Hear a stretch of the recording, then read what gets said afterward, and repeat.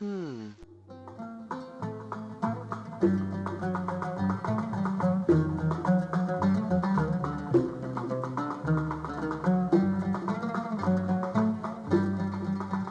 ايوه، انت دلوقتي بتسمع بودكاست جد جدي، ويلا بينا نبدأ.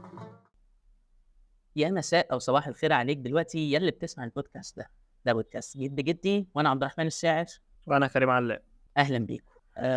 قبل ما نبدأ بقى كده، ماشي، عايزك عزيزي المستمع وعزيزي العربي تكون طبعا جاهز بكوباية القهوة بتاعتك. انا عارف والله ان الدنيا ضغطة، وان الاسبوع كان مليان، وان الدنيا مقلوبة عليك في الشغل، وان الدنيا الدكاترة قلبين الموضوع عليك لو انت بدأت الدراسة والاساينمنتس والكويزز، يعني ربنا يبعدها عننا. بس انا عايزك في نص ساعة دي او ساعة الا ربع او الساعة هي كانت، يعني تفصل كده وتروق عشان نعرف نحكي كويس. جاهز؟ جاهز. ازيك يا علاب؟ ازيك يا شاعر، عامل ايه؟ الأخبار عاجبك كده يا علاب؟ الناس عمالة بتشتكي بقالنا في ايه حلقتين، بس؟ لا بندخل في تاريخ ولا بنتكلم. ما هو قبل ما فاكر؟ تخش في الحاجه لازم يعني تهيئ الدنيا الاول. ما انت لو الناس اللي هو بتاعت حته ايه، خش في المنهج على طول وابدا، طب قول لي الهدف من الموضوع ده ودي المسائل احلها، مش مهم النظري. مش هينفع، لازم الاول يلا تبقى قول فاهم لهم. انت تعمل ايه. هم عمالين بيبعتوا كل شويه كومنتس ومش عارف ايه، ان الدنيا ما اتكلمتوش اصلا في تاريخ، وان ده بودكاست تاريخي وفلسفه ومش عارف ايه. عموما دي اول حلقه اهو، واول حلقه نبدا فيها بالتاريخ ان شاء الله. بس الاول في نقطه مهمه عايزين نتكلم فيها. انا بس عايز بس اوصف، معلش سوري يعني هقطعك، بس انا عايز اتفضل. اوصف للمشاهد ماشي المعاناه اللي انت معيشني فيها يعني.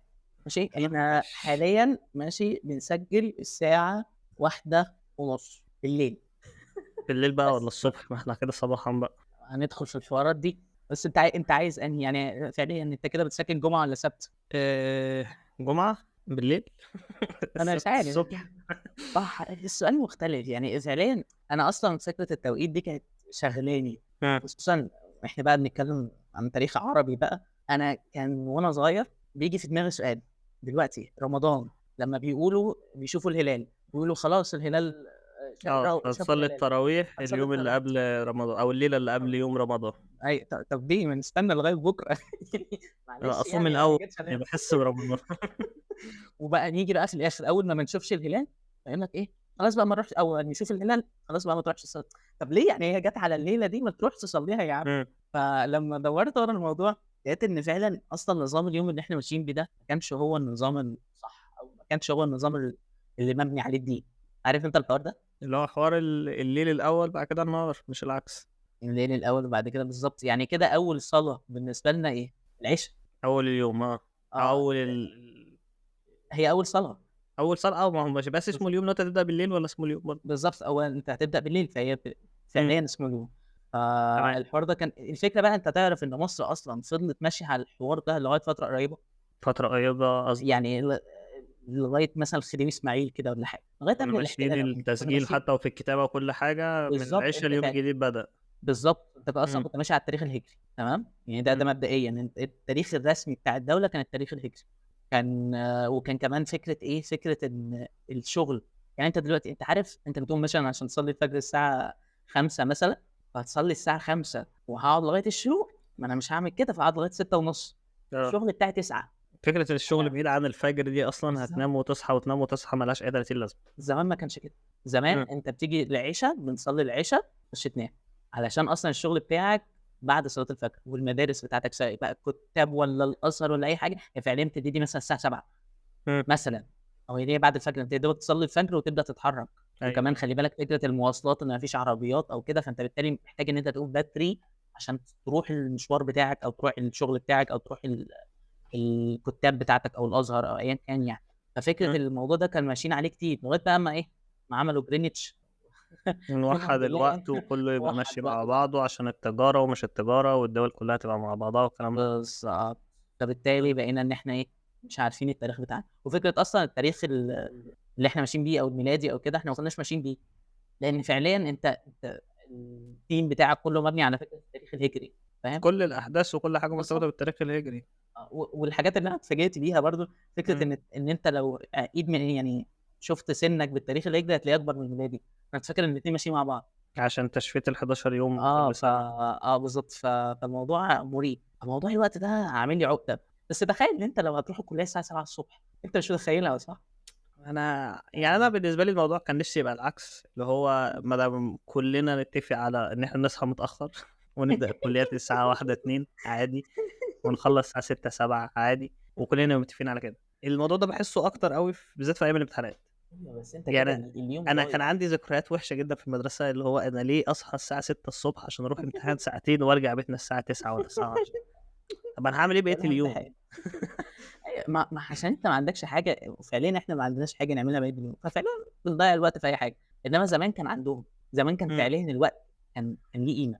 مش هاقول لك بقى فكرة نوستالجيا واللي إحنا قُلناه المرّة اللي فاتت، إن فكرة إن زمان ما كانش أحسن، بس فعليًا لو بصيت في تاريخ أي حد، هتلاقي إن هو مقسّم يومه مثلًا على الصلوات أو مقسّم يومه على كذا، عندهم حاجة يعملوها، حتى لو الحاجة دي إن هم يقعدوا مع بعض، واصلة لك؟ إنما إحنا ما بقيناش نحس بفكرة اليوم، لإن إحنا يومنا فيه مشتتات كتير جدًا، واصلة لك؟ فأول ما نفصل طبيعي. المشتتات دي ما انت نبقاش. لو بتتكلم دلوقتي شوف في الاتنشن سبان، او يعني الفتره اللي انت تقدر تركز فيها دلوقتي اقل بكتير جدا من زمان، وانت نفسك كشخص هتحس الموضوع ده وانت صغير شويه كان بالضبط. الموضوع اعلى بكتير من دلوقتي. انت فكرة إن أنت دلوقتي تقعد على الكتاب أصلًا كمان، يعني سيبك، مش هاقول لك الفيديوهات، تقعد على الكتاب. في ناس ما لأ بتقدرش ما تقعد على الفيديوهات دلوقتي. يعني انت لما تقول لي اديني فيديو مثلا ربع ساعه، يعني انا واحد من الناس اللي لا ما عنديش مشكله اعرف اتفرج على فيديو ساعتين وثلاثه، انا بحب الموضوع ده عادي. دلوقتي في ناس راحت ربع راحت فين ساعه و10 ملخصات دقائق الأفلام، الفيديو.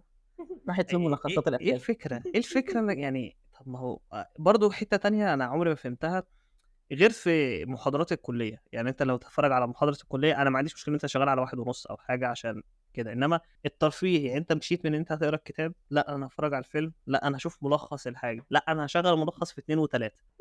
أنا مش فاهم إيه وجه المتعة في الموضوع الصراحة. حوار كبير أوي، نعمل له بودكاست خاص بيه. إحنا دلوقتي عايزين نتكلم بقى في التاريخ من الآخر، ماشي، يالّا عشان بينا. الناس ما تضربناش. يالّا. المفروض إن إحنا النهارده إحنا عايزين نتكلم على التاريخ العربي، فعايز أقول لك إن بداية التاريخ العربي في أغلب الكتب هي فكرة التاريخ الإسلامي. إن كتاريخ أنت وككتابة أو كده، صح بالضبط، كده؟ لإن فكرة إن العرب فعليًا ما كانوش بيهتموا بالكتابة، فأغلب اللي وصل لنا ليهم كان عن طريق الأدب، مش ما بيهتموش بالكتابة علشان هم كانوا جهلة، لأ، كان في منهم بيكتبوا، كان في منهم متعلمين الحساب، وكان في منهم متعلمين كذا وكذا وكذا، بس العرب قبائل مرتحلة أو بترتحل وتروح وتيجي، ففكرة إن أنا يبقى عندي حضارة وكتاب وإن أنا أسجل عشان اللي جاي يقرا، لأ، أنا هاوصّل لك عن طريق الأشعار مثلًا، أو عن طريق القصص، أو عن طريق الحكايات، أو عن طريق الخُطب أو الكلمات، يعني يعني أنت فعليًا قصدك الموضوع مرتبط الطفل وهو أكتر صغير سماعي.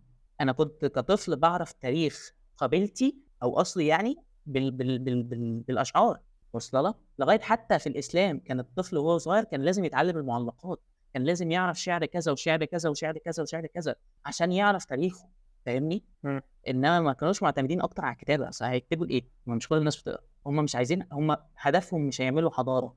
وبعدين يعني هترجع لحتة البيئة والجو، أنت عايش بالضبط. فين وبتعمل إيه. الحضارات اللي كانت بتكتب بعد ساعتها، إن أنت تقول لي مثلًا في مصر أنت كنت بتكتب على ورق البردي ونباتات وأنت بتزرع وعندك الكلام ده. في في مصر دولة الصين ثابتة، برضه كان نفس الصين الموضوع. بالضبط، هي الدول هي على مستقرة. حسب مكان طبيعة البيئة اللي أنت عِشت فيها، على حسب أنت هتستخدم الأدوات والحاجات عشان تساعدك في حاجة زي دي. تفكّر فيها بدماغ أنا واحد دلوقتي قاعد في وسط الصحرا، أو قاعد في البدو، أو قاعد حتى في مدينة زي ساعتها المدن اللي كانت موجودة ساعتها. أنت معاك مثلًا الجلد، هل جلد الحيوان ده مثلًا ممكن تعمله بحاجة تفترشها أو حاجة تقعد عليها أو وهاكتب حاجة عليه من برضه، لبس، أنا ممكن أكتب عليه بس. والّا أكتب عليه؟ ما هو برضه الموارد نفسها حاكماك في حاجات بالضبط، كتير. أنت فعليًا عشان مثلًا تكتب كام صفحة، فأنت محتاج تقتل لك جملين والّا حاجة، فاهم؟ بالضبط. ف فالموضوع إن وغير بقى كده، أنت فعليًا، هل أنت واحد مرتحل كل يوم من مدينة لمدينة، والّا كل يوم من بلد لبلد، والّا كل يوم من حتة لحتة، هل هتفضل بقى شايل الكتب بتاعتك وكذا وكذا والجلود الكتير دي ورا ضهرك؟ ومجهودك وتفكيرك يعني هيبقى في الحاجات الأساسية بالنسبة لك، أنا بالضبط. رايح فين، أنا هاعمل إيه، أنا حياتي إنما رتمها تاريخي مختلف شوية. بالضبط، إنما تاريخي لمّا أحفظه في صدري وعقلي وفي قلبي بالأشعار، أنا بُص، أنا معايا تاريخي كلّه في دماغي، عارف أنت اللي هو مثال العلم في الراس مش في الكُرّاس، ففكرة التاريخ بتاع العرب، عشان كده المصادر اللي عندنا في قصص العرب أغلبها جاية مصادر أدبية، مش مصادر تاريخية. يعني أنا عارف عن العرب من الأشعار بتاعتهم، اللي هي أكيد الأشعار دي فيها شوية إيه، يعني ما أقدرش الع أعتبرها مصدر تاريخي أوي بالضبط، برضه، هو مش بالضبط، واحد يعني بيأرّخ أو بيحكي، هو بيحكي من خياله، فيها حتة قصة. أي حاجة أدبية تبقى أقرب للقصة، القصة زي لازمًا مثلًا تحط فيها حاجات زيادة. بالضبط، زي عنترة وعبلة أو عنتر وعبلة. إمم.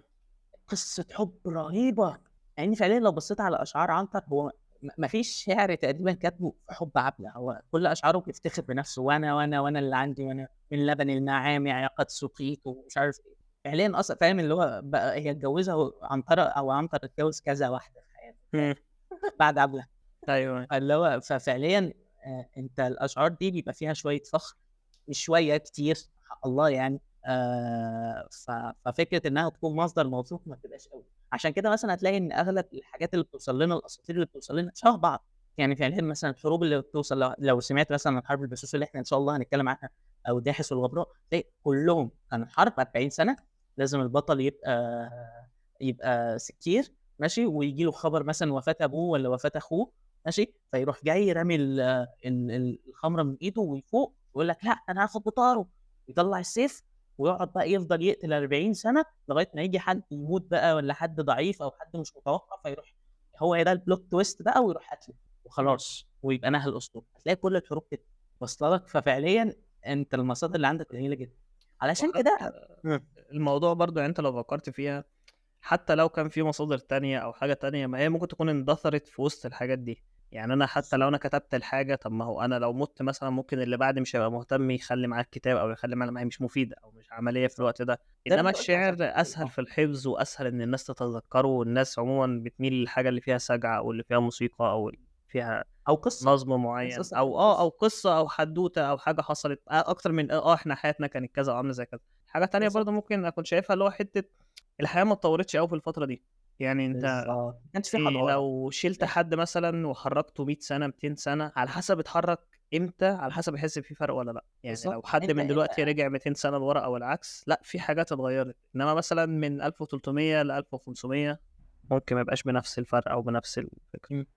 بالضبط، هي فكرة لأ، وفكرة عندهم كمان كان الحضارة، يعني أنت فعليًا العربي عنده صفات حلوة جدًا، بس الصفات دي حواليها كده شوية حاجات مضيّعة سُمعته، يعني فعليًا أنت عندك مثلًا حاتم الطائي ده، حاتم الطائي ده كان من أكرم الناس، كان يقول لك إيه، أكرم من حاتم، إمم.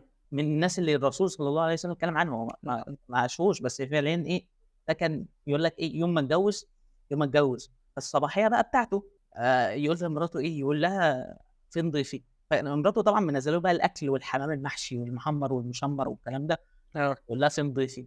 ضيفي إيه يا راجل؟ يعني يعني مش إحنا هناكل، النهارده. ده الصباحية ده الصباحية يعني، إمم. فلا، لأ، أنا ما آكلش إلا بضيفي، لو ما جاليش ضيف فأنا مش هاكل، اخرجي دلوقتي شوفي لي ضيف. إمم. أنت متخيّل البتاع ده؟ كان مثلًا عندك كُليب مثلًا ده ال ال ال اللي عمل حرب زي بتاعة البسوس، كان يقول لك إيه، إن الكلب لو الكلب بتاعه أصلًا سُمي كُليب عشان كان عنده كلب، يقول لك تمام. الكلب ده أنا باسيبه يجري ماشي، آخر حتّة يوصل لها الكلب دي في حماية، ما حدّش يقدر يجور عليها، إمم. فأنت واصلة لك النقطة فين؟ أيوه، أيوه. بس في المقابل يعني شوف صفات حلوة أهي، صفات أخلاق وصفات كرم وصفات فخر وإن لو حد جار على القبيلة وحد راح للضعيف أو جار على الضعيف، لأ ده لازم يقوم والقبايل كلّها تتلَف حواليه علشان يقوموا ينتقموا من الضعيف وهكذا، بس في المقابل ممكن أي حد يقتل أي حد عادي فعليًا، ووأد واصلة لك؟ البنات قوي وشوية حاجات في بالضبط، الشرب وشوية حاجات في الجواز أو بالضبط، في علاقتهم ببعض والحاجات دي، مش كل الحاجات بالضبط. كانت يعني كان فيهم وفيهم.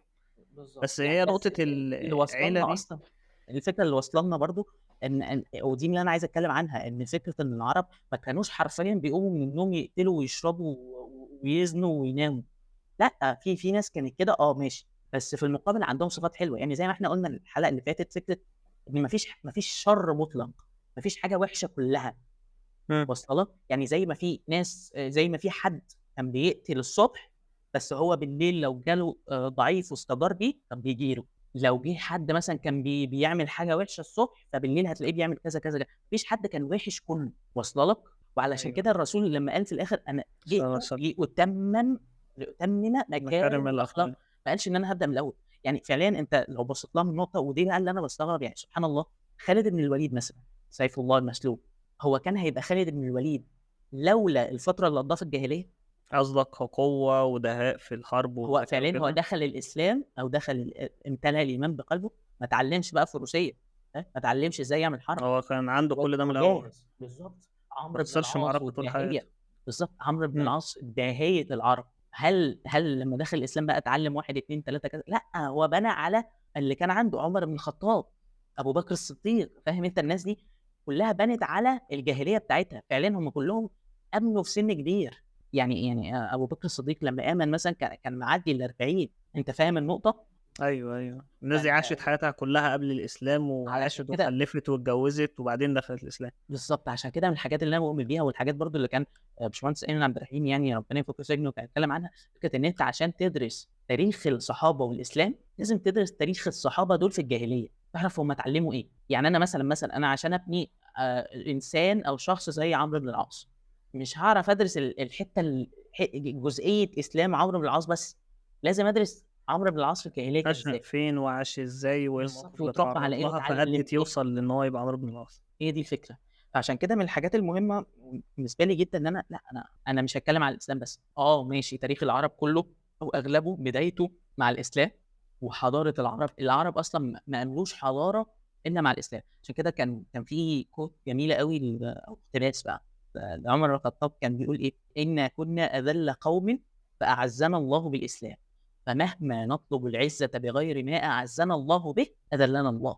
إحنا كنا حرفيًا أذل قوم، فعليًا أنت تعالَ بقى نحكي، يعني إحنا عشان نتكلّم بقى في الموضوع ده لازم نفرش بقى الأول، تمام؟ حُط كده الخريطة قدّامك وتعالَ نفرش. إحنا عايزين نتكلّم عن حال البلاد اللي حوالين العرب قبل الرسالة، قبل مولد الرسول صلى الله عليه وسلم. تعالَ كده نشوف الأحوال عندنا كانت ماشية إزاي. هل كان في ديانات؟ كان في. في اليهودية وكان في المسيحية وكان في بقى الناس اللي بتعبد الشمس والقمر والأصنام، ودي هنتكلم عنها، وكان في دول قوية ومتماسكة زي مثلًا الروم والفُرس، دول كانوا أقوى دولتين موجودين فيما حول العرب، يعني دول كده تخيل مثلًا معايا أمريكا وروسيا مثلًا بتوع القرن، أنت وكانت معايا أكتر من كده برضه، يعني الروم كانت واخدة جزء كبير جدًا من أوروبا وشمال أفريقيا وجزء من شمال الجزيرة العربية، والفرس كانت واخدة جزء كبير جدًا من اللي هو الجزء إيران، بتاع العراق وإيران وباكستان، واللي هو الجزء اللي فوق الجزيرة العربية ناحية الشمال الشرقي كده، فهُم يعني أكبر من أمريكا وروسيا حتى دلوقتي. بالضبط، لأ ودول قوة فاهم، يعني ده ما فيش بقى نووي وما فيش صواريخ، ده ناس بتحارب. بالأحصنة والبتاع وينزل ضرب، واصلة لك؟ ده كان آه. يعني عارف أنت خناقات الروم أو البيزنطيين بقى والفُرس، كان حرفيًا اللي هي إيه، إحنا زهقانين طب تعالَ نضرب الروم، عارف أنت اللي هو أنا زهقان طب يالّا فرقع نووي، هي نفس الجزء ده بيبان عمومًا اللي هو يعني أنت لو فكّرت فيها، أنت لمّا تبقى دولة قوية وعندك جيش قوي، الجيش مش هيفضل قوي غير لو عملت حروب. بالضبط، لأ سواء كان وخلّي بالك عندك بقى حق أو مش حق، لازمًا يعني أنت جزء الحروب ده جزء كبير جدًا في التاريخ، أو جزء كبير جدًا من الفلوس بتيجي منين، أو اقتصاد الدول ماشي إزاي زمان ودلوقتي. لأ وكمان برضه خلّي بالك في نقطة أنت عندك دلوقتي ماشي، أنا عندي زي ما تقول إيه، صراعات داخلية في الدولة بتاعتي. إمم. فبدل ما أخلّي الناس تتخانق جوّه، ما أخلّيهم يتخانقوا برّه، هو كده الناس هتحارب أو هتعمل أو كده، بالضبط، فوحّدوا وأنا عندي قوتكم طاقة، كلّها لبرّه. آه. بالضبط، فلازم أخلق عدو، فاهمني؟ فعشان أيوه. كده إيه، أنت عندك يعني تعالَ بقى نمسك مثلًا الروم شوية، وأنا عشان أنت يا عزيزي بقى المستمع، تخيّل معايا فكرة الخريطة، إحنا ممكن ننزّل الخريطة دي على post مثلًا على اليوتيوب يا على اللاب، تمام، نبقى نحط الصورة الخريطة لو أنت هتقدر تتفرّج عليها أو تشوفها وإحنا بنحكي، بالضبط، تمام، عشان مش تبدأ قادر ترسم الدنيا، غمّض عينك كده وتخيّل بالضبط، الخريطة بتاعة العالم قدّامك، الجزء اللي هو بتاع الشرق الأوسط أو الوطن العربي وهنحكي لك فيه. بالضبط، يعني تخيّل كده أنت عندك الروم ماشي، أدي على إيدك مثلًا اليمين أو على إيدك الشمال sorry و والفُرس في يعني دي واخدة حدود مع دي، يعني الروم والفُرس ليهم حدود مع بعض تمام، فكرة بقى إيه، الروم من جوّه كانت عاملة إزاي، لأ خلّينا نبدأ بالفُرس، الفُرس أصلًا كانوا عبدة نار أو مجوس تمام، يعني كانوا بيعبدوا النار، جوّاهم بقى كان عارف أنت إيه، عندهم كذا مش ديانة زي مذهب كده، بس هو عندهم 3 مذاهب كديانة أو هنقول الناس كلّهم دي بيعبدوا النار، المجوسية. حلو، المجوسية دي يعني مثلًا كانت قيمها إيه، أو الناس دي نظام اجتماعهم عامل إزاي، أو هُم عايشين بيعملوا إيه أو هم مختلف من عصر لعصر، بس إمم. في أغلب العصور أنت عندك الحاكم ده هو يا إما إله، يا إما هو صاحب النار المُعظّم، فهو برضه يعني أوامره مقدسة فاهم، آه. يا إما بقى إيه ابن الإله صاحب صاحبة النار مش عارف إيه، فاهم أنت النقطة؟ فأوامره مقدسة، ما فيش أي حاجة، تمام. وطبعًا الطبقة الاجتماعية اللي بتيجي تحتهم مين؟ كهنة النار. ايوه اللي هو جزء الدين عندهم هو بالظبط اعلى ناس، اللي هم الناس بتوع الدين الاول. بالظبط، هم دول بقى بتوع المعابد اللي هم كانوا بيسموهم الخاقان. مم. واصله لك، زي ابو سيدنا سلمان سيدنا الفارسي. سلمان الفارسي اه. بالظبط، ما ابوه كان خاقان، الخاقان الاعظم، كان كبير كهنه النار، هو المسؤول عن النار دي انها ما تطفيش ابدا، مم. النار المقدسه. مش عارف كانوا بيجوا لها زيت مش عارف من مين، علشان بيقول لك انها من ساعه ما الارض اتخلقت والنار دي ما اتطفتش يعني سبحان الله. ف جواها بقى كان في مذاهب، زي مثلا تقول انت عندك مثلا هنا الشافعيه والمالكيه والحنابله والكلام ده، هم برضه عندهم تعاليم مبنيه على المجوسيه بس بتحاول تحسنها، فاهم؟ اه كان مثلا عندهم حاجه فيما بعد بقت ديانات، وفيما بعد منهم كتير اندثر. مثلا عندك كان الزرادشتيه، والزرادشتيه دي زي اغلب مثلا، يعني هتلاقي اللي انا هقوله ده قريب مثلا او ملمس مع اغلب حاجات ديزني او افلام ديزني. مثلا ايه؟ ان انت عندك القوى الطبيعيه بتاعت الارض، النور وده اللي بيرمز للخير والشر، وده اللي بيرمز له الظلام، وان اغلب العناصر الارضيه دول جايه منهم وفكره ان دايما الاصل في العالم هو الظلام، واحنا اللي بنجيب النور باعمالنا وبقيمنا علشان نحاول ننتصر بالنور ده عشان نمحي الظلام. قريبة لفكرة الابيض والاسود اللي احنا اتكلمنا عليها قبل كده. اللي يعني هو نفس الفكره، مم. فاهمني؟ دي عندك ايه الزرادشتيه. بعد كده بقى ايه؟ يسكت؟ لا ما يسكتش، قال لك بقى لا، ده هو عمل واحد اسمه ايه، مزدك. مش عارف انا بنطقها صح ولا لا، بس اعتقد يعني ده النطق اللي انا عارف اجيبه يعني، بس هي مزدك تمام. ماشي، او المزدكيه. تحسها اكله في الطبق الفحله والشرقي. المهم، المصداقيه دي ايه؟ مبنيه على ايه؟ هي نفس التعليم بتاع الزرادشتيه، بس مبنيه على فكره لا، ده هو الاصل النور، والظلام ده جاي من اعمالنا احنا، واحنا نحاول نتغلب على الظلام اللي جوانا علشان النور يطير ويملأ المكان. عكس تمام. الزرادشتية. آه يعني بس هي نفس، يعني الفكره الاساس بتاعها واحد او الكور واحد، بس هنا النور بيقول لك والظلام. ان الانسان اصله حلو، هنا بيقول لك الانسان اصله وحش. بالظبط ماشي. مم. يجي بقى عمنا مين؟ عمك ماني او المنويه، وده اللي طينها بقى. قال لك ايه؟ انا همشي على تعليم مزدك زي ما هو، وهمشي على تعليم زرادشت، بس لا، انت الدنيا اشتراكيه، بس مش اشتراكيه بالمعنى ده، بس اشتراكيه يعني بزياده شويتين. يقول لك ايه؟ ان اموالك ونسائك وكل ما تملك زي الميه والهواء، حق الجميع. بمعنى انت علام بقى ملياردير، ماشي. ماشي، عندك حلو. بيت وعندك اسره، تمام. حاجتك دي بتاعتنا كلنا. لو ما فيش حدود بين البشر في اي حاجة، او ما بالظبط فيش حاجة كل اسمها حاجه، ملكية خاصة. بالظبط كل حاجه مم. مورد طبيعي زي الميه والهواء. ده بقى طبعا مش يعني، تخيل انت قاعد في بيتك كده، واحد يدخل ماشي وياخد التلفزيون ويمشي، حقه. لا ويخش يقعد وخلاص انا قاعد بالظبط عادي اه اللي هو. بالظبط. فده كان مخلي بقى مم. ايه، طبعا ده كان يعني في صالح مين؟ الناس الرعاع بقى والصعاليق والدنيا دي كلها. انا هقعد من غير شغل واروح اسطو على واحد واخد الحاجه وامشي؟ لا انا بنفذ الدين في ايه؟ اكفر يعني؟ مش اكفر. ده كان الوضع فين؟ في في الفرس. الفرس. انت عندك صراعات داخليه جوه، طبعا في ظلم، في ضرائب شديده، في الناس بتتك على فكره تستخدم الدين بشكل ما علشان تسيطر على الناس دي. والوضع ما كانش يعني حلو قوي في الروم. الروم طبعا كانت ديانه مسيحيه، تمام. كان مم. عندهم 3 ديانات او 3 برضه تعاليم، منها كانت اليعقوبيه، ودي اللي هي مش عارف بيسموها ايه. يعني آه اليعقوبية دي من سيدنا سوري يعقوب. بالظبط. اليعقوبيه دي بتاعت الشعب، ودي مثلا كان الاغلب عليها هنا في مصر، واصله لك. وكان في تمام. النسطوريه والملكانيه. الملكانيه دي يعني اغلبها كانت هي العائله المالكه، او هي الملوك بتاعه الروم، مم. واصله لك. عشان هنا كان هنا حتى في مصر كانوا بيضطهدوا اليعقوبيين. يعني حتى لما نيجي كمان قدام نتكلم في قصه عمرو بن العاص لما جه هنا مصر والكلام ده، هتلاقي ان اصلا النصارى اللي في مصر او الاقباط اللي في مصر ما كانوش طايقين اصلا الروم، هم كانوا مم. بيضطهدوهم في النقطه دي. نفس الفكره اللي كانت بتحصل في الفرس كانت بتحصل هنا في الروم، نفس الطبقيه ونفس لا، ده انت الحاكم ده كان قيصر، سوري، كان قيصر، وكان المقوقس بقى، وكان القاب. ده امره ده لازم يطاع، لازم يطاع. اللي هم شبه بيألهوا الحاكم سواء في الروم او في بالظبط الفرس. بالظبط. بس هنا مش هنقول عليه اله، هنا هنقول عليه ان هو المحافظ على تعاليم الرب، وهناك هنقول عليه ابن الاله ولا صاحب النار. بس هي مم. نفس الفكره، نفس الغليان اللي جوه. تمام. طبعا زي ما قلت لك، هو على حدودهم في بعض، ودول اكبر دولتين. هل هسكت؟ لا، انا كل شويه هقعد احارب عشان اخد دوله من هنا على دوله من هنا على دوله من هنا. مع الوقت الناس فكرت، وكان بدايتها مع الفرس. قال لك هو أنا هاخلّي ولادي اللي هم شعبي يموت في كل حرب من الحروب دي، والروم برضه مستاهلة، فاهم؟ يعني أنا كل ما أطلّع مثلًا 100,000 ألاقي 50,000 منهم طاروا والّا 20,000 طاروا وماتوا أو بعد اتصابوا ومش فترة عارف إيه. الحرب استنزفتهم سواء من هنا أو من هنا. بالضبط، فأنا هاعمل إيه؟ طب ما العرب دول جامدين، ما أنا أجيب قبيلة من قبائل العرب اللي موجودة في الصحرا دي وأدّيهم منصب، وأقول لهم إن أنت هتبقى رئيس الوزرا بتاعي، وهتبقى منصبك كقائد القبيلة أو كزعيم القبيلة تحتي على طول، طب أنت اللي تقول معلش يا الأمر شاعر كله. نقطة بس إمم، الأول، هو أنت كده حكيت لي عن الفرس كان إيه الدنيا عندهم والروم كان إيه الدنيا عندهم.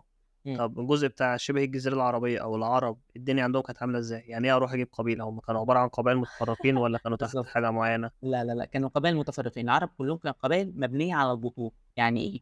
يعني أنا دلوقتي أنا أهو عبد الرحمن، ماشي؟ حلو. أحفادي وعمامي وولاد عمامي وكل ده إحنا اسمنا قبيلة، دي الدولة بتاعتي، قبيلة بس. يعني الدم، الناس المرتبطة بالدم. الناس اللي مرتبطة بالدم. أنا بقى القبيلة دي ماشي، راحت شوية تقعد في المدينة ماشي، اللي هي sorry راحت شوية تقعد في مش المدينة قصدي المدينة، أنا قصدي مدينة من المدن اللي موجودة، مكة مثلًا. إمم. راحت تقعد في اليمن. فأنت عندك أغلب العرب كانوا موجودين في اليمن ومكة والحجاز والحتة دي، بحكم إيه؟ بحكم البيت الحرام. تمام. وعندك بقى كان في ممالك في الجنوب، اللي هي إيه، اليمن دي كان في شوية ممالك بس مع الوقت ابتدت تندثر، وهنتكلم عنها بتفصيل أكتر في حلقات بقى اللي هي العرب جات منين، تمام؟ عندك الممالك دي زي إيه، زي مملكة سبأ، عندك مملكة اسمها مملكة حمير، عندك مملكة اسمها اللي هي الدولة المعينية بالضبط، sorry كده معين وحمير وسبأ، دول ال3 ممالك اللي كانوا موجودين فين، في في الجنوب. الجنوب. قصدك ومع الوقت بمملكة إن هي بيبقى ليها مثلًا نظام اقتصادي وحاكم بالضبط، ومدن هي وأجزاء، بالضبط، دولة يعني بالضبط. بشكل أكتر منها قبيلة. بالضبط، دولة، عشان كده سمِّت ممالك الجنوب، ومع الوقت أصلًا الممالك دي اندثرت، يعني هي ما كانتش موجودة خلاص، واصلة لك، ودي بقى لأسباب كتير هنتكلم عنها بالتفصيل أكتر في إيه، في نشأة العرب، حلو. تمام، تمام. في بقى جزء حدود الجزيرة العربية مع دولة الروم، وحدود الجزيرة العربية مع دولة الفرس. اللي هو أقرب لجزء الشام دلوقتي، اللي هو ما بين بالضبط، العراق بالضبط، وما بين الساحل بتاع البحر المتوسط. بالضبط، ودي بقى كان إيه، فيها قبائل برضه، فيها هنا 3 قبائل، كان فيها تدمر، وكان فيها الأنباط ماشي، أو اللي هي النبطية، وكان فيها الغساسنة، كل دول 3 قبائل، ال3 قبائل بعد دول هيتوحدوا وهيبقوا قبيلة واحدة اللي هي إيه، الغساسنة، تمام، ودول القبائل اللي كانت عايشة هناك. تمام. وعندك عند الفرس في قبائل الحيرة أو الحيرة أو المناذرة، الغساسنة اللي منهم امرؤ القيس، اللي هو بتاع قف نبكي ساعةً من ذكرى حبيبي وموئلي والّا مش عارف إيه، إمم. عارف امرؤ القيس؟ أيوه، أيوه. بالضبط، ودول برضه منهم مين، عمرو بن هند، تمام. اللي هو يعني إيه، رئيس وزراء الروم، اللي هو تحت مين، يعني تحت الغساسنة كقبائل كلها كانت تبع الروم مش تبع كان الفرس. تبع الروم، بالضبط، الفرس كان تبعها مين، مناذرة، تمام، يعني الجزء بتاع الغساسنة بالأنباط بكل دول تبع الروم، بالضبط، والمناذرة تبع الفرس. حلو. بالضبط، دول قبائل عربية ومدربة وشجاعة وبيعرفوا يمشوا في الصحرا ويركبوا جمال وخيل وعندهم خبرة في الحرب، يعني إمم. دول أصلًا كل شوية بيتخانقوا مع بعض، يعني دول قبائل فاهم؟ ف أيوه. فأنا هادّي لهم الفلوس والعطايا والملك ويبقوا إيه، يبقوا هم تبعي، اللي هو بالضبط، أدّيهم الحاجة مقابل إن هم يحاربوا مرتزقة، تحتيّا، حاجة زي بالضبط، كده، آه. مرتزقة، هم الدفاع بتاعي، تمام؟ جميل. تقوم تسكت؟ لأ، راحت متفقة مع مين؟ مع الغساسنة، ونفس نفس الفكرة بقى، الموضوع بالضبط. بالضبط، وبدأ بقى إيه، تحصل كل شوية المناذرة يروحوا يتخانقوا مع الغساسنة، والروم والفرس تتفرّق، إمم. اللي هُم ده كان بيحاربوا الوضع، بعض من ورا الستارة، اللي هو بدل ما أنا أحاربك بالضبط، بالجيش الروم وأنت تحاربني بجيش الفرس، لأ إحنا بالضبط، هنخلّي الغساسنة والمناذير يحاربوا بعض وإحنا اللي ندافع. بالضبط، وهي دي كان الوضع، ده كان الوضع في شبه الجزيرة العربية. سؤال صغير بس، إحنا كده إمم. بنتكلم على سنة كام تقريبًا، أو إحنا في أنهي حقبة كده بالضبط؟ يعني إحنا بنتكلّم مثلًا على الحقبة اللي قبل ولادة الرسول مثلًا 50، 60، 100 سَنة مثلًا، تمام. واصلة لك؟ إمم. هي تقريبًا يعني، زي ما قُلت لك هي فكرة التاريخ بالنسبة لنا إحنا مش عارفين نأرّخ ما أوي، فيش فهي بتبقى سنين حاجات بالضبط، تقريبية، وما فيش حد متابع تقريبية، الحاجة بالضبط، آه. تقريبية، واصلة لك؟ إمم. فعايزين بقى كده إيه، ندخل زي focus كده والّا close بتاعة الكاميرا على الكعبة، على مكة، أصل الرسالة، إمم. الدنيا كانت فيها ماشية إزاي؟ يعني أنت متخيّل بقى، يعني تشوف الدنيا في الحوارات والحروب والكلام ده، تتخيّل الدنيا هتكون ماشية إزاي جوّه؟ مكة هتبقى زيّهم، عبارة عن قبائل بيحاربوا بعض في نفس الفترة دي، يبقى أنت بتتكلم هنا على اللي هو كُفّار أو اللي هو العصر العرب ما قبل الإسلام، فهيبقى فيهم إمم، كل الصفات اللي موجودة اللي أنت تيجي في دماغك. إمم، كلّهم كُفّار وبيوئدوا بناتهم وبيشربوا خمرة لو في الصفات الكويسة اللي إحنا قُلناها، وفي الصفات الوحشة اللي هُم بيعملوها، وكل شوية يتخانقوا على أسباب أو من غير سبب، دول يغيروا على دول، ودول يحاربوا دول وهكذا. طب سؤال، هو إمم. مش مكة دي اللي كان نازل فيها سيدنا إبراهيم؟ بيت مكة الحرام، كان اللي هو لمّا بيت تمام، الحرام، ماشي، جميل. اللي هو بالضبط، وسيدنا إسماعيل، لمّا سيدنا إبراهيم وإسماعيل اللي هُم رفعوا قوائم البيت، تمام. بالضبط. إزاي مع الوقت بقوا كفرة وبقوا يعبدوا آلهة؟ اللي هو عايز تقول اللي هو مع مرور الزمن بعد وفاة سيدنا إبراهيم وسيدنا إسماعيل، أولادهم أو الجيل بتاعهم كان كويس، فأحسن، فأوحش، فأوحش، لحد ما وصلوا لمرحلة إن هُم نسيوا أصلًا الدين بتعاليمه بحاجته. آه ولأ، تمام؟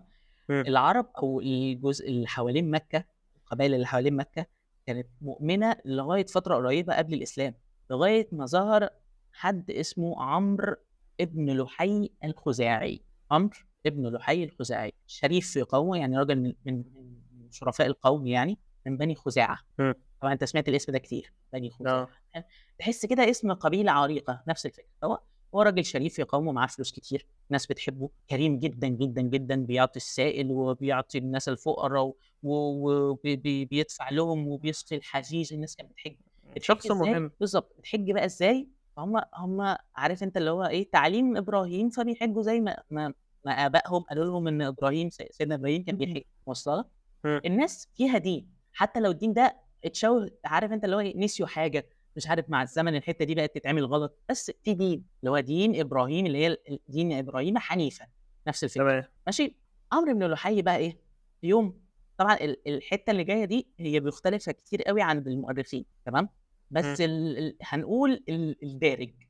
في يوم من الأيام كان في الشام، كان في تجارة، لقى إن أهل الشام عندهم تمثال، التمثال ده اسمه هُبل. طيب. كان راجل صالح من أهل الشام، فعملوا له تمثال، ومع الوقت بقوا إيه، يعني كان عارف أنت اللي هو زي ما أقول لك أنا هاعلّق صورة المقام بتاع الحسين جنبي عشان كل شوية أقعد أمسح عليه مثلًا، أيوه، أيوه. حاجة شبه كده، فاهم؟ كان راجل صالح، فكانوا الأول بيتبرّكوا بيه، اللي هو إيه، لمّا ييجوا يدعوا جنبه، جنب التمثال بتاعه بس هو علشان أهل ربنا الشام يستجيب. كده اللي هو كان عندهم دول كانوا تبع إيه، ديانتهم كان إيه والّا تبع هو؟ كان في منهم زي ما إحنا قُلنا أغلبهم كان الروم، في منهم مسيحيين، وفي منهم صابئين، يعني في ناس زي ما قُلت لك في الأول، كان في ناس بتعبد الشمس والنجوم والكواكب وفي ناس بتعبد الهوا، وفي ناس ما بتعبدش أصلًا، في ناس أصلًا يعني اللي هي إيه، مثلًا مسيحيين بس ما بيعبدوش، أيوه، يعني عن الفترة دي ما كانش الناس اللي هناك دي ما كانش في ناس في يعني منهم عندهم رسالة مسيحيين واضحة أو بالضبط، بس عندهم دين يا إما بشكل واضح. تتّبع الدين المسيحي بالشكل اللي كان موجود عليه ساعتها، آه. أو تتّبع أي حاجة براحتك. تمام. هم يعني ده شايفين إن هم إيه، هيدعوا ربنا بالتقرُّب إلى الرجل إيه، تمثال الرجل الصالح ده. فهو شاف واحدة، الموضوع ده واحدة، وعجبه. لا، لا، لأ، واحدة، واحدة أصلًا كمان بدأوا يدعوا الرجل الصالح ده كإنه إله. اللي هو من جيل لجيل برضه المعلومات بتقل، فالصورة بالضبط. بتتشوّه أكتر. فقال لهم: "طَب أنا ينفع آخُد صورة من التمثال ده؟" قالوا له: "اتفضل." خَد التمثال وراح لمين، لمكة. إمم. قعد يقنع الناس هناك: "يا جماعة ده راجل صالح ولازم نتبرّك بيه، ده أنا شُفت على إيده معجزات، وأنا شُفت كذا وشُفت كذا وشُفت كذا." طبعًا الناس في الأول إيه، ما شتمته. حدش اهتم بيه، تعبيط. ماشي، بس ده راجل غني، وراجل بيكرم الناس، ده اللي بيعبد هُبل ده بياخد فلوس من عمرو، واصلة لك؟ يعني شوف اللي بيعبد هُبل ده بييجي له فلوس من كل حتة. إمم. تستخدم نفوذ. واحدة، واحدة الدنيا بدأت تتشوّه لغاية ما الناس فعلًا بدأت تعبد هُبل ده، وهو نايم حلم بإيه، حلم إن هو راح عند الحتة بتاعة اليمن، اللي هو الجنوب وبيحفر بقى في بدل الأرض، ما كان الشمال. بالضبط، إمم. بالضبط، وبيحفر في الأرض وبيطلّع مين، تماثيل لناس من قوم سيدنا سيدنا إبراهيم، نوح. إمم. صالحين، اللي هم مين، وَدًّا وسواعة سواع ويغوث ويغوث ويعوق، ويعوق ونسر. إمم. بالضبط، بيحلم إن هو بيطلّع التماثيل ده، راح اليمن ودفع مبالغ رهيبة عشان يحفر ويطلّع الإيه، التماثيل نفسها، التماثيل التماثيل الأصلية. نفسها، إمم. طلّعها، يسكت؟ ما يسكتش، راح موزّع التماثيل دي على القبائل العربية كلّها اللي في شعاب مكة، يعني مش كفاية وزّعهم إن أنتم جاب لازم تعبدوها. التمثال اللي من الشمال اللي هو هُبل، لأ راح وجاب كل التماثيل الجنوب. يسكت! ما سكتش، جاب التماثيل دي وعمل لها صور وحطّها حوالين الكعبة، وأجبر الناس اللي جاية ت ت يعني مش أجبرهم، بس اللي هو إيه، عارف أنت، أقنعهم إمم. بالحيلة بقى بأي حاجة، إن الناس اللي جاية تحِج إن أنت لازم علشان تاخد البركة كاملة لازم تدعي التماثيل دي، وتطوف حوالين التماثيل دي، وتقدّم القربان للتماثيل دي، بس. وكده اتغيّر الناس وبقت تعبد، بدل ما كانت بتعبد ربنا وإله إبراهيم والدين الحنيف، بقت تعبد الأصنام. بس ده برضه كده يعني اللي أنا استشفه من القصة دي إن هو في الفترة دي اللي هو بتاعت عمرو بن لحي ده ما كانش فيه حد قوي كفاية، او ما كانش فيه حد يعني قوي في الدين كفاية ان هو يقف قصاد الراجل ده، عشان لو مهما كان معاه فلوس مهما كان معاه حاجة. لا لا لا لا، بص، ف... ضعاف في النفس. مم. يعني انا اقول لك اهو، عارف انت اللي هو ايه، تعالى مثلا اكفر بربنا مثلا وهديك شقه وفيلا، اطلع على التيك توك اشتم ناس وانا هديك مليون جنيه. مم. اعمل مثلا محتوى اسفافي وليكن يبوظوا لي الشباب وانا هبني لك قصر ده. وناس كتير صدقته، او ناس كتير مشيت معاه عشان الفلوس او عشان بالظبط. المنصب في ناس او سبتت، الدولة. مم. في ناس سبتت حتى لغايه قبل عهد الرسول. يعني تشوف ايه، يعني خلاص الرساله بتاعت الرسول اهي، الرسول مولود بس لسه ما جالوش الرساله. مم. يعني هو الرسول جات له الرساله وهو عنده 40 سنه، وهنتكلم عن الناس دي بالتفصيل. بس يعني انا عشان بس ايه اوريك لمحات كده ان لا، لسه في ناس ثابته. كان منهم الناس اللي هم قال لك لا، انا مش هعبد الاصنام وانا ما عنديش دين. وكان ساعتها النصرانيه بعيده عن شبه الجزيره، الجزء فاهم؟ بتاع شبه الجزيرة. بالظبط. ونفس الفكره اليهود، واليهود كان عارف انت الديانه بتاعتهم مغلقه عليهم، يعني ما كانش حد بيحب ان هو يدعو اليهود. ما فيش يهودي بيدعي الناس انها تبقى يهود زي. اللي هو فكرة احنا بنو اسرائيل ومع بعضنا، وكان لحد بالظبط. دلوقتي نفس الفكرة بالظبط، برضو. وفكره مم. احتقار العرب والكلام ده. فكان عندك في ناس موحده، كان في ناس موحده والرسول اتكلم عنهم ان هم انا مش عارف اعمل ايه. انا كنت بتعبد ان انا بدعي ربنا، بدعي رب ابراهيم، ادعيه بقى ان انا اتامل في السماء زي ما كان الرسول بيعمل. هو الرسول لما كان بيروح غار حراء بيعمل ايه؟ يتأمل في الوجود وفي السماء مفيش وفي. حاجه يعملها. مم. مفيش هيعمل. هو عارف ان الناس اللي بتعمله ده غلط، بس يعمل ايه؟ ما انا مش معايا ورق، مش معايا دين. فالناس كانت كده برضو. كان عندك مين ناس من دول؟ كان عندك مثلا قس بن ساعده. قس بن ساعده ده اللي قال لك ايه، الخطبه بتاعته تحفه، واعتقد كانت بتدرس في المناهج عندنا في العربي لفتره قريبه. بيقول ايه؟ يا ايها الناس اسمعوا وعوا، واذا وعيتم فانتفعوا، انه من عاش مات ومن مات فات، وكل ما هو آت. إن في السماء لخبرا وإن في الأرض لعبرا، مهاد موضوع وسقف مرفوع ونجوم تمور وبحار لن تغور، ليل تاج ونهار ساج وسماء ذات أبراج، يقسم قس قسما أن لله لدينا هو أحب إليه من دينكم الذي أنتم عليه. ده واحد ما يعرفش أصلا دين، مم. واحد عنده هو تأمل. بص أصلا بفطرته. بالظبط دي الفطره. هل ده بس؟ لا، كان في عندك ورقه بن نوفل. ورقه بن نوفل اللي الرسول راح له، او اللي هو كان قريب السيده خديجه، اللي هو الرسول راح له علشان يحكي له اللي حصل، وقال له انه هذا بعد لا ما روح. شاف جبريل أول مرة. بالظبط. هو كان ده نصراني على النصرانيه الحق. هو وهب حياته كلها ان هو يبحث في الاناجيل اللي موجوده ويبحث في الاديان، مم. بس ما كانش بيعبد الاصنام. كان في برضو كين عندك مين؟ عندك زيد بن نفيل. وده برضو كان واحد من ده بقى كان بيعمل ايه؟ بيمشي يلف حوالين الكعبه ويقول لبيك لبيك اله ابراهيم، لبيك لبيك اله ابراهيم. والناس وطبعا هقول لك برضو على حاجه. طب هو قريش بقى والناس اللي بتعبد الاصنام ما كانوش بيضيقوا عليه؟ أكيد كانوا بيضيعوا عليه. كانوا بيضايقوا عليه، بس الناس دول كانت كبيره في السن وما كانش عندهم حاجه ممسوكه، فاكيد الناس مش هتتبعهم. اه، اللي هو حتة انت كده كده محدش هيجي لك، واحنا اللي معانا الفلوس والنفوذ ومش عارف ايه، محدش هيسمع لك اصلا. وما عندكش حاجه ممسوكه، يعني انت ما عندكش دين، انت ما بتقولش انت مم. رسول، بس انت ما بتؤمنش، خلاص هسيبك في حالك. واصله لك؟ مم. بس الناس دي اثرت في ناس زي سيدنا ابو بكر، زي سيدنا محمد. سيدنا ابو بكر طبعا يعني من المعروف عنه ان هو ما سجدش لصنم، ما شربش مم. خمر زي سيدنا محمد. ايوه. دول من الناس اللي اتاثر بيهم. حتى في احاديث كتير عن سيدنا محمد بيتكلم عن الناس دول. مم. واصله لك؟ فانا عايز بس اقول لك، او انا جبت الجزئيه دي علشان بس اوصف لك ان لا، كان في ناس مؤمنه بس حتى لو مش قليل عارفه والموضوع هي كان صعب. صعب، لان انا مش عارف. واصله لك؟ زي مثلا مم. كل الناس بتشرب سجاير، بس انت عارف ان السجاير غلط، بس طب هعمل ايه؟ يعني همشي في عكس التيار؟ الناس دي اللي هو الضغط الاجتماعي اللي بيبقى عليك، طب انا هبقى لوحدي، طب انا مش عارف ايه، الناس كلها بتعمل كذا، طب انا هعمل كذا، الناس كلها بتروح الحتة الفلانية، طب ما انا هروح. بالظبط. من غير ما بالظبط. بتفكر انت لو قاومت مرة قاومت اتنين، مفيش حد عنده الشجاعة والقدرة ان هو يفضل يقاوم طول الوقت ده، طول الفترة دي. بالظبط، هي دي الفكره. مم. المهم بقى، طب احنا كده فهمنا هم تحولوا ازاي من عباده الله الواحد، عباده دين ابراهيم، للاصنام. طب التقسيم بتاعهم كان ازاي؟ يعني هم الدنيا بتاعتهم كانت ماشيه ازاي؟ هل هم كانوا قبل بقى اللي هو اي حد بيعمل اي حاجه، ولا الدنيا كانت متقسمه سياسيا؟ انت رايك كانت الدنيا ماشيه ازاي؟ كوضع السياسة بينهم، اه. اللي هو ما خلي بالك برضو، حتى لو احنا قبيلة وكلنا مع بعض، محدش بيعرف يعيش لوحده. فهو أكيد كان بيبقى في تجارة بين القبائل وبعضها، أكيد كان بيبقى في تواصل ما بينهم، كان بيحصل اللي هو الناس زي ما هو حصل كده مع عمرو بن لحي، إن هو كان بيطلع الشمال يعمل تجارة مع الشام، وينزل تحت اليمن يعمل تجارة مع اليمن، وهكذا. وما دام هيبقى في تجارة وهيبقى في تواصل، لازم هيبقى في حروب، وهيحصل صراعات ونزاعات ما بينهم، وبعدين الناس تتحالف مع ناس، وناس يكسروا التحالف، ودول غاروا على دول، وحاجات زي كده يعني. بالظبط. بشكل الوضع ده وبأخلاق الناس دي، أو بطبيعة الناس دي مش يعني مش هيعيشوا في سلام، وقاموا كل قبيلة لوحدها وإحنا مع بعضنا وقافلين علينا والكلام ده. بالظبط.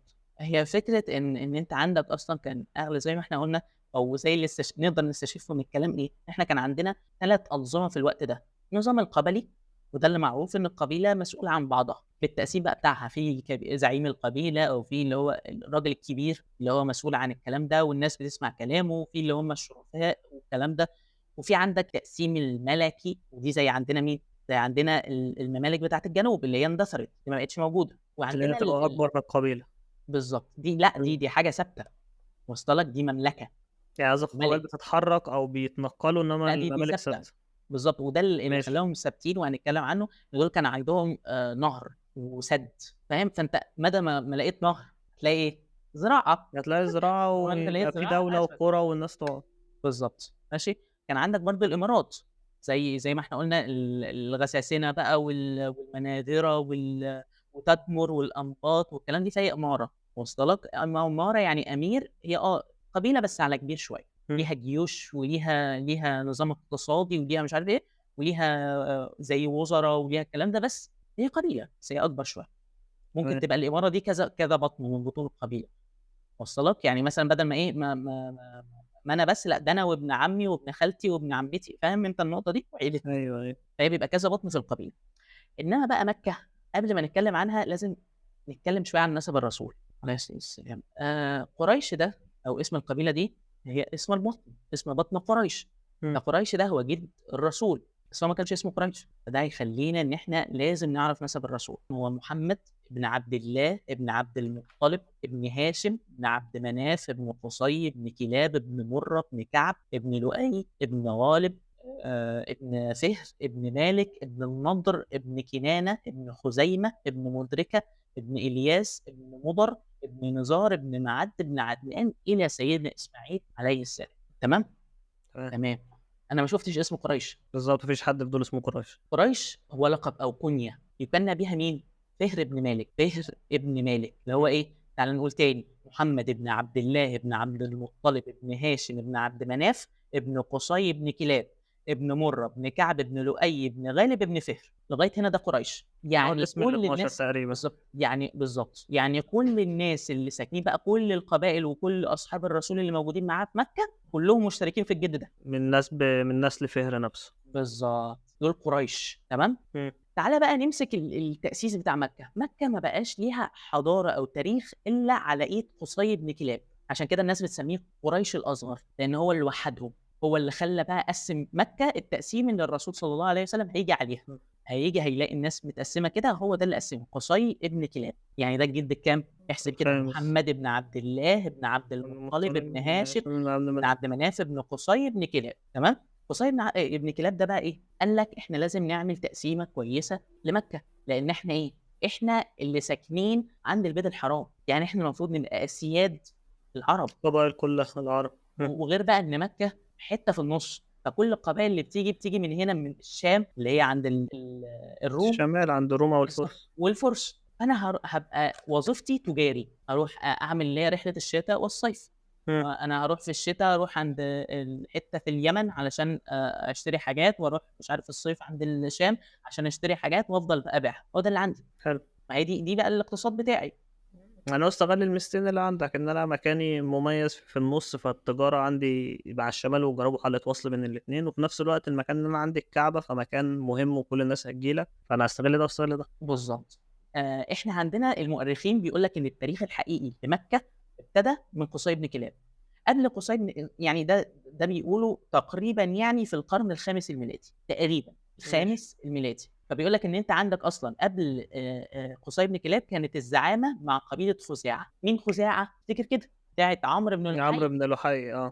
دي كان معاهم الزعامة، ودول كانوا هم أسياد العرب. أسياد إمم. العرب يعني أنا معايا مفتاح مكة، مفتاح الكعبة. يعني أنت عم قبيلة، فأنت في كل القبائل كلّها لازمًا تبقى محترمة القبيلة دي أو زعيم القبيلة في الوقت ده. بالضبط، بالضبط. فبدأ مين؟ فبدأ قُصي بن كلاب هو بقى اللي لأ، ده إحنا اللي ساكنين في مكة، إحنا اللي عندنا البيت الحرام، فلازم نقسّم نفسنا أو نحُط بقى تأسيس صح لينا عشان نبقى إحنا أسياد العرب. إمم. فبدأ بقى يعمل لهم نظام اقتصادي، بدأ يعمل لهم مش نظام اقتصادي زي الدول، بس هو نظام اقتصادي مناسب للقبيلة ذات نفسها، بدأ يقسّم الطبقات الاجتماعية بتاعتها، عندك قسّم المدينة لحاجة اسمها البطاح والظواهر. يعني إيه البطاح والظواهر؟ البطاح يعني وسط المدينة، الحتت الحيوية اللي في المدينة، ودي كانت إمم. من نصيب مين؟ القبائل الكبيرة أو البطون الكبيرة. البطون الكبيرة دي اللي هي مين؟ ولاد فِهر، ولاد قريش، وعندهم سُلطة ومال. دول سكّنهم فين؟ في نُص مكة، حوالين الإيه، الكعبة. الكعبة. إمم. بالضبط. زي مين؟ أسماء أنت هتلاقي نَفْسك إيه، ب بت بت بتrelate ليها بشكل ما، زي عندك هاشم وأمية، دي قبائل، هاشم وأمية مش قبائل، اللي هي بطون يعني بمعنى أصح، هاشم وأمية ومخزوم تيم وعُدي وجُمح وسهم ونوفل اللي وزهرة، هم جاي منهم الصحابة. صحابة. إمم. واصلة لك؟ دول اللي في قلب مكة، ودول بقى اللي بنوا بيوت واستقروا كأنهم حضر. عشان كده الرسول بيقول لك إن هو كان جاي من الحضر، ما كانش من الأعراب. إمم. واصلة لك؟ الظواهر بقى دول اللي حوالين مكة، ودول كانوا مين؟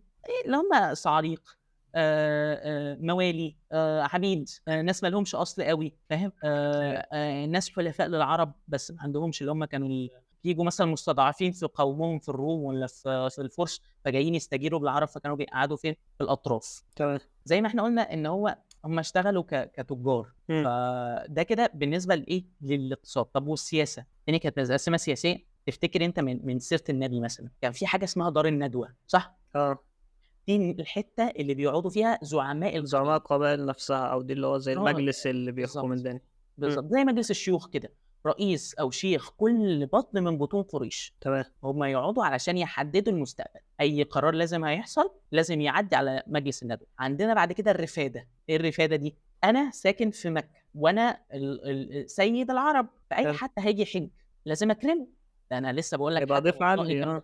بالضبط، حاتم الطائي وكان لازم يأكّل حد معاه ومش عارف إيه، نفس الفكرة في العرب، فكان لازم هم الرفادة دول اللي بيعملوا الأكل للحُجّاج، ودول كانوا بطون معيّنة اللي مخصوصة وكانت بتتبدل كل فترة. حلو. لازم أحسن أكل يروح للحُجّاج، إمم. سواء بيؤمنوا بالأصنام والّا لأ، لازم يروح للحُجّاج أحسن أكل. وكان في السِقاية، سِقاية الحجيج أو الحُجّاج، ماشي، إن أنا لازم مَيّة، لإن ما فيش مواسير، ما فيش مش عارف إيه، فلازم زمزم دي لازم يبقى عليها ناس علشان أطلّعهم أحُط لهم في حاجات يشربوا فيها، أنظّم العملية والكلام ده، لازم أشرّبهم. وخلّي حلو. بالك فكرة زمزم ما كانتش إيه، ما كانتش طقس من طقوس الحِج أوي، فاهم؟ يعني مش زي عندنا إحنا. هو مصدر المَيّة اللي موجود في مكة ده بالضبط، عادي. ما فيش. وفي بقى حجابة، اللي هم بيحرسوا الكعبة، وهم معاهم مفاتيح الكعبة. مفاتيح الكعبة لإن الكعبة ليها باب، اللي إمم. معاهم المفاتيح، تمام. وعندك اللواء، اللواء دول بقى أو حملة الراية، زي خالد بن الوليد من الآخر، دول اللي مسؤولين بقى عن الأمور العسكرية. لو آه. لو القرية أو القبيلة اتعرضت لخطر، هم اللي يحموها، هم اللي يبقوا مسؤولين عن التخطيط العسكري والقيادة العسكرية والكلام ده. أنت تحس إن الدنيا منظمة، صح؟ هتحس إنها زي ما أنت تقول دولة أو في نظام، مش الموضوع اللي هو الفكرة اللي كانت يعني عندي حتى أنا، اللي هو حتّة هم شوية بيوت جنب بعض وشوية ناس عايشين في حتّة معيّنة، ويعني الناس دي كلّها اللي هي دي مثلًا دول تبع بعض، أو دي عيلة معيّنة، أو الشارع ده مثلًا أو المنطقة دي عيلة تانية وكلّهم عايشين مع بعض وخلاص. إنّما اللي أنت بتقوله بالضبط. كده لأ، الموضوع أكبر من كده أو منظّم بشكل أكتر بكتير من كده. فكرة كمان إيه، إن في تفاصيل بقى جوّه أوي، ماشي، دي إحنا ممكن نسيبها كreference من كتاب التاريخ الإسلامي الوجيز بتاع دكتور محمد سويد طرطوش، هاسيب لك برضه الاسم في الdescription، عن حاجات بقى حصلت، مظاهر قبل ولادة الرسول وأثناء كِبَر الرسول، بتدُل على إن الدنيا، عارف أنت إن ربنا بيهيئ الدنيا علشان ولادة الرسول. المشهد بيبدأ يفضى، الدنيا الخلافات دي بتبدأ تتحل، بنشوف أحلاف بدأت تتكوّن، ولاة يعني قبلت قصدك وضع الكعبة. مكة بيتضبّط أو الوضع فيها بيهدى وبيبقى أحسن بالضبط، يعني. بالضبط. تمام. وتيجي بقى الرسالة، وهنا إحنا هنقف. إحنا كنا اتفقنا في بداية البودكاست، يعني أنا هاشارك الجمهور بقى، مش عارف جمهور إيه، جمهور 4، 5، 6 ما أعرفش. هيا الجماهير العريضة. إحنا كنا اتفقنا نوعًا ما إن إحنا مش هنتكلم عن الرسالة، أو مش هنتكلم عن حياة الرسول، لإن في مش بودكاست بقى، فيديوهات ومحاضرات وأصلًا يعني ده منهج كامل اللي هو منهج السيرة. وناس أحسن مننا كتير بالضبط. متكلمة فيه بشكل أحسن من اللي إحنا هنتكلم فيه بيه. بالضبط، فإحنا اللي هنتكلم عنه المرّة الجاية إن شاء الله، هنتكلم بقى بعد وفاة الرسول، إزاي الفترة اللي بعد الوفاة دي هتمُر على المسلمين، إزاي المسلمين مش هيتفرّقوا، إيه اللي هيحصل، طب الخلافة دي هتمشي إزاي، طب هل حقيقي إن الخلافة إن سيدنا أبو بكر يعني زي ما بيقولوا الشيعة مثلًا اغتصب الخلافة، طب هل الدنيا مشيت كده؟ يعني أصل الرسول ما قالش خليفة فاهم، يعني الرسول ما قالش إيه أنا ولّيت كذا، كذا، كذا فلان أبو بكر الصديق عليكم وكذا، ما قالش الكلام ده، فالدنيا هتمشي إزاي؟ ده بقى اللي هنعرفه الحلقة الجاية، طوّلنا في الحلقة صح والّا لأ؟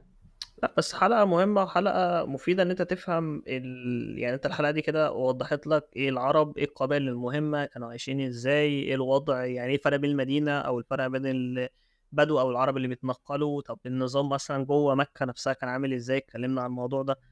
مين الفُرس ومين الروم عشان هنحتاجهم بعد كده قدّام، إيه الدول المهمة ساعتها كانوا مسيطرين على إيه. لأ، أنت محتاج يبقى في دماغك كل ده عشان لمّا نيجي نتكلّم قدّام نقول إحنا مثلًا دولة الفُرس هتظهر معانا هنا، الروم هتظهر هنا، مش عارف طب لمّا أقول لك مثلًا الأدوات اللي هم كانوا بيستخدموها كانوا عايشين إزاي، لأ، مهم إنّك تفهم الوضع كان عامل إزاي. وزي ما قُلنا برضه الفترة دي ما فيهاش كلام كتير أو حاجات كتير تتقال، الكلام كُلّه غالبًا هيبقى على الجزء اللي بعد كده، اللي هو جزء من بعد الخلفاء نَفْسهم هم مين، طب يعني إيه خليفة، طب إيه الفرق بينهم وبين الفترة اللي بعدها، طب إيه الدول أو يعني الجزء بتاع العرب كانوا إيه، طب العرب الناحية التانية مثلًا ما هو العرب اللي هو الشخص العربي اللي بيتكلم عربي، مين بقية الدول العربية كانت فين، هتظهر في الصورة إمتى، وهكذا. هتدخل بقى في مصر هتوصل الجزء بتاع كيميا الجانب والّا بتاع أفريقيا كيميا والّا مش كيميا؟ لأ موضوع يعني كِبِت ومش كِمِت ده يعني شوية ناس فاضية من ناحيتين قاعدين بيتكلموا في نقطة ما لهاش أي 30 لازمة، ما علينا نبقى نتكلم في الموضوع ده بعدين. يعني أتمنى إن أنت عزيزي المستمع وعزيزتي المستمع ما تكونوش قفلت الحلقة في النُص، إحنا كنا بنتكلم في الأول عن لا أو الshort span الtime span بس ف آه، التشتت فأتمنى اللي عند البني آدم. أتمنى ما تكونش قفلت الحلقة، أتمنى في الcomments بقى تقول لي إيه المعلومة الجديدة اللي أنت عرفتها، لو في حاجة زيادة، لو أنت شخص متخصص و وبتسمعنا ممكن تناقشنا في إيه، في حاجة مصدر أو reference أيًا كان يعني لقيته بيقول حاجات زيادة، بيقول حاجات مفصلة أكتر، أتمنى إن أنت تبعته لنا، هتلاقي كل وسائل التواصل بتاعتنا على في الdescription لو أنت بتتفرج على اليوتيوب، وهتلاقيه في الdescription برضه في أي منصة من المنصات الصوتية، زي ما أنت عارف إن أنت تقدر تسمعنا على أي منصة من منصات البودكاست المسموعة زي Spotify، بوديو، أنغامي، Deezer، Google Podcast، وهتلاقينا طبعًا على اليوتيوب. هتلاقي في شوية reference كده هننزلها كبوستات على اليوتيوب، وبرضه مش عارف هنقدر ننزلها على السوشيال ميديا والّا لأ. هنحاول أو جزء مثلًا إحنا اختصرناه شوية لو حابب تطّلع على جزء أكبر أو تبُص على حاجة تانية أو تراجع اللي إحنا قُلناه بشكل أوضح شوية، هنبقى نسيب كتب أو المصادر اللي إحنا بصينا عليها قبل الحلقة إن شاء الله. بالضبط، وأتمنى زي ما قُلنا في الحلقة اللي فاتت، إن الكلام اللي إحنا بنقوله ده إحنا قرينا وشُفنا واتفرّجنا وسمعنا، فأنت حاول إن أنت تقرا وتناقشنا، لإن ممكن الكلام ده إحنا سمعنا فيه حاجة غلط، أو الreference اللي إحنا واخدينه فيه حاجة غلط، فحاول إن أنت تقرا، حاول إن أنت ما تاخدش الكلام وخلاص، دوّر، المعلومة اللي بتيجي بالساهل بتروح بالساهل من الآخر. بس وبس كده، دمتم بخير. سلام